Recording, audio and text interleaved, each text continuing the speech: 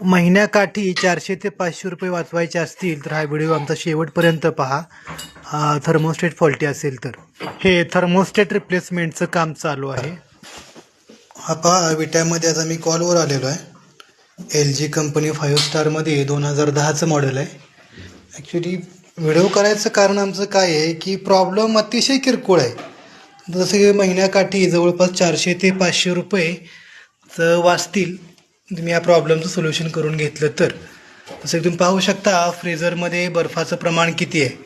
आता या आतमध्ये मी बर्फ याचा काढलेला आहे गरम पाणी वगैरे करून. तर हे बर्फ जर जास्त होत असेल तर तुमचा फ्रीजर किंवा फ्रीजमध्ये भाजीपाला असो दूध असो हे जास्त काळ टिकत नाही, लगेच खराब होत असतं. आणि त्या आपण ते खात असेल त्याप्रमाणेच तर आपणही आजारी पडू शकतो. त्यानंतर फ्रीजरचा जसं की कॉम्प्रेसरचं 24 तास चालणं किंवा बर्फ जास्त होणं, थर्मोस्टेट खराब असेल तर कंट्रोल राहत नाही, त्यामुळे कॉम्प्रेसर 24 तास चालतो.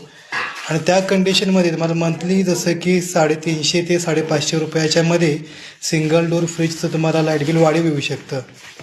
तर प्रॉब्लेम किरकोळच आहे. वेळेवर तुम्ही सोल्युशन करून घेतलं तर असे मोठे प्रॉब्लेम पुढे येत नाहीत आणि कॉम्प्रेसर पण गरम होऊन खराब होत नाही. ठीक आहे, काळजी घ्या.